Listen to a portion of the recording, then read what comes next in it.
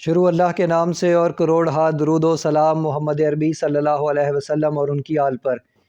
میں ہوں ڈاکٹر رؤف رانا اور آپ دیکھ رہے ہیں میرا YouTube channel pharmacist on line.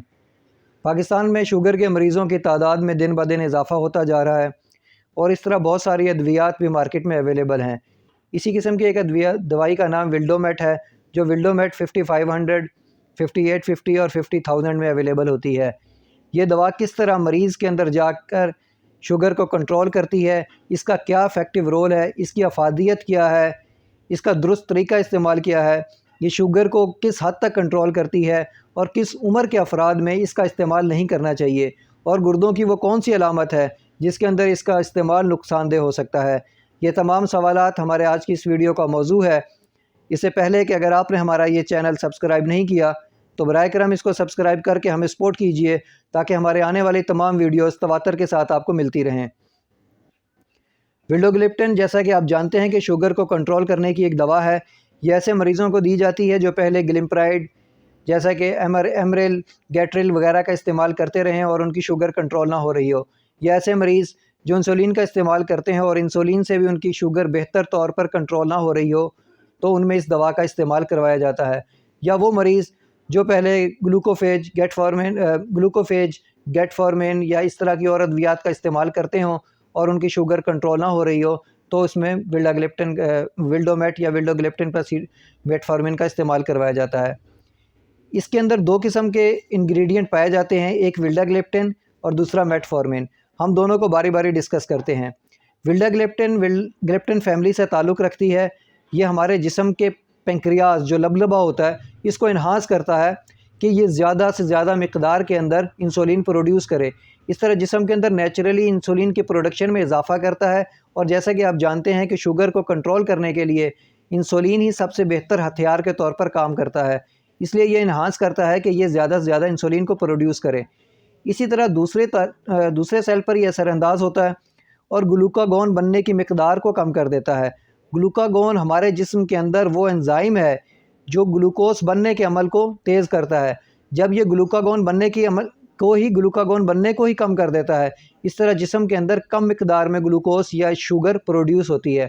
اس طرح یہ دو طریقوں سے شوگر کو کنٹرول کرتا ہے، اول یہ کہ انسولین کو بڑھا دیتا ہے، دوسرا گلوکوز کے بننے کے عمل کو ہی کم کر دیتا ہے۔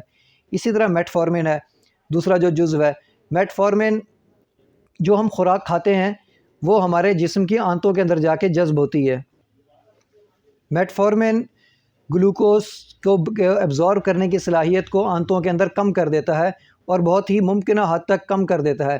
اس طرح جو ہم خوراک کے ذریعے شوگر یا گلوکوز جو کہ مختلف خوراک کے اجزاء کے اندر شامل ہوتا ہے یہ لیتے ہیں تو گلوکوز کے ایبزارب کرنے کی، خون میں جذب کرنے کی جو صلاحیت ہوتی ہے اس کو کم کر دیتا ہے۔ اس طریقے سے یہ شوگر کو کنٹرول کرتا ہے۔ دوسرے طور پر بعض پیشنٹ ایسے ہوتے ہیں جو انسولین سے سینسیٹیو ہو جاتے ہیں، یعنی کہ انسولین ان پر صحیح طریقے سے کام نہیں کر رہی ہوتی۔